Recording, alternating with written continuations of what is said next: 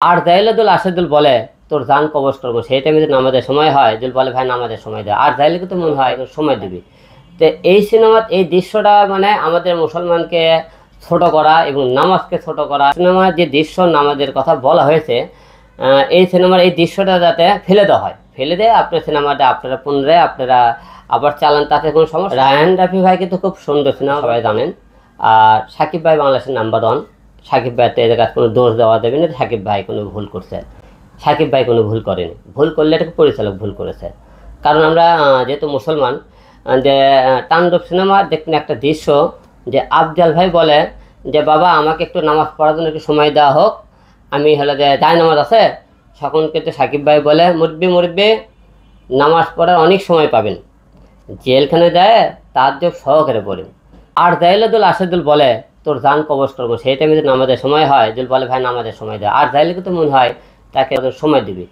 তো এই সিনেমার এই দৃশ্যটা মানে আমাদের মুসলমানকে ছোট করা এবং নামাজকে ছোট করা। তাণ্ডব সিনেমার যে দৃশ্য নামাজের কথা বলা হয়েছে, এই সিনেমার এই দৃশ্যটা যাতে ফেলে দেওয়া হয়, ফেলে দিয়ে আপনার সিনেমাটা আপনারা পুনরায় আপনারা আবার চালান, তাতে কোনো সমস্যা নেই।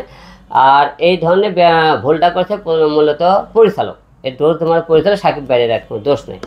তো সবাইকে এই জন্য একটা কথা বলতে চাই, যে এই সিনেমার বিষয়ে আপনারা যারা মুসলমান আছেন তারা অবশ্যই আমার পক্ষে একমত হবেন, যে নামাজ নিয়ে আমরা কোনোদিন, ইসলাম নিয়ে কোনোদিন আমাদের কেউ যদি মনে করেন, যাই হোক আমি হিরো আলমদের কোনো অন্যায় করি, আপনারা আমাকেও ছাড় দেবেন না যে কেন তুমি ইসলাম দিয়ে নামাজ নিয়ে তোমরা এই ধরনের বেয়াদবি করলা। সেন্সার বোর্ডে আমি দৃষ্টি আকর্ষণ করবো, আপনারা এই ধরনের দৃশ্য কীভাবে আপনার সেন্সার দিলেন সিনেমাতে? এই সিনেমাতে কি সাকিব ভাইয়ের জন্য দিলেন, রায়হান রাফির জন্য দিলেন সিনেমাটা, না কার ধরে আপনার সিনেমাটা দিলেন? এই সিনেমাতে হিরো আলম করতে আপনার সিনেমাতে আটকে দিলেন না আপনারা, তো হিরো আলমের সিনেমা কেন এই ধরনের দৃশ্য দেখলাম আমরা? তো এই জায়গাতে আপনি বলবো এই জায়গায় যেহেতু নামাজ এবং ইসলামের দিকে ধর্মের কথা চিন্তা আপনি করে এই ধরনের আপনি দৃশ্যটা আপনাদের সেন্টার বোর্ড থেকে বাদ দেওয়া উচিত ছিল, আমি যা মনে করি। যেহেতু জিরাত বলেছেন আমাদের জন্য আমাকে একটু সময় দেওয়া হোক, তবে এই নামাজের জন্য কিন্তু তাকে সময় দেওয়া উচিত ছিল। ঠিক আছে, এটা ইসলামের উপর অবশ্যই আঘাত এনেছে, আমি যেমন সিনেমা যদি মনে করেন আমাদের এই নামাজের ইসলামের উপর যদি বাধা দেওয়া হয় যে এই দৃশ্যটা বাতিল করার জন্য, তাহলে ঠিক আছে, বাধা দেওয়ার পক্ষে আছে। আর এই দৃশ্যর বিষয়ে অন্য কোনো বিষয়ে বাধা দেওয়া হয়, কি সিনেমা বন্ধ করে দেওয়া হয়, তাহলে ঠিক নাই। কিন্তু এই দৃশ্যর বিষয়ে যদি তারা অবমান করে, যে হল ভাঙচুর করে, সিনেমা বন্ধ করে দেয়, তাহলে তাদের পক্ষে আমি আছি। আসলে পাইরেসিটা কিন্তু আমরা অনেক টাইম আপনার একটা উদাহরণ দিই, যে অনেক টাইম আমরা অনেক গুডাউনে দেখবেন বড় বড় ইয়েতে আগুন লাগিয়ে দেওয়া হয়। যে যখন আমরা পরিকল্পনা হয়ে জানতে পারি এই আগুনটা নিজেরাই লাগাচ্ছে, কেন ব্যাংকে কোটি কোটি টাকা তার লোন দেখায়, এই আগুন লাগে অনেক টাইমে দেখবেন দেখায় যে আমাকে অনেক টাকার ঘাটতি, আগুন লাগার কারণে কিন্তু আমরা দেখাই কি যে আগুন লাগিয়েছে, কিন্তু অনেক টাইমে দেখা যায় নিজেরাই কিন্তু এরকম অকাম করে। আমরা অনেক টাইমে তথ্য খুঁজে খুঁজে বেরকে দেখেছি। এই সিনেমা প্রথম দিকে কিন্তু তাণ্ডবের প্রচণ্ড একটা ভালো একটা ইয়ে ছিল, চাহিদা ছিল।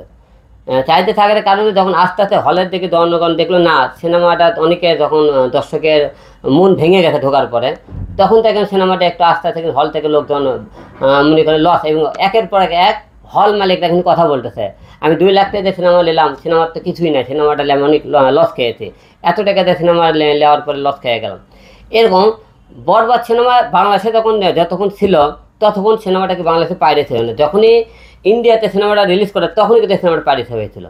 আর কিছু কিছু পরিচালকরা কিন্তু কোনো প্রডিউসাররা যখন মনে করেন লস বেশি হয়, সিনেমা যখন দেখেছেন লোকজন ফ্লপ বলে, যে হল মালিকরা যখন নেমে যায় তখন কিন্তু পরিকল্পনা হবে, তারাও কিন্তু এই কাজটাও করে।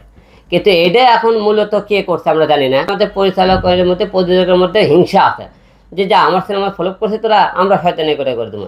আমাদের মধ্যে কিন্তু এরকম হিংসামি করে অনেক কিছু মিলে মাস্টার প্ল্যান করে করে। কিন্তু এত সিনেমা যে যেরকম করে বানুক, একটা সিনেমাতে অনেক পরিশ্রম করতে হয়, অনেক কষ্ট করতে হয়, অনেকে ইনভেস্ট করতে হয়।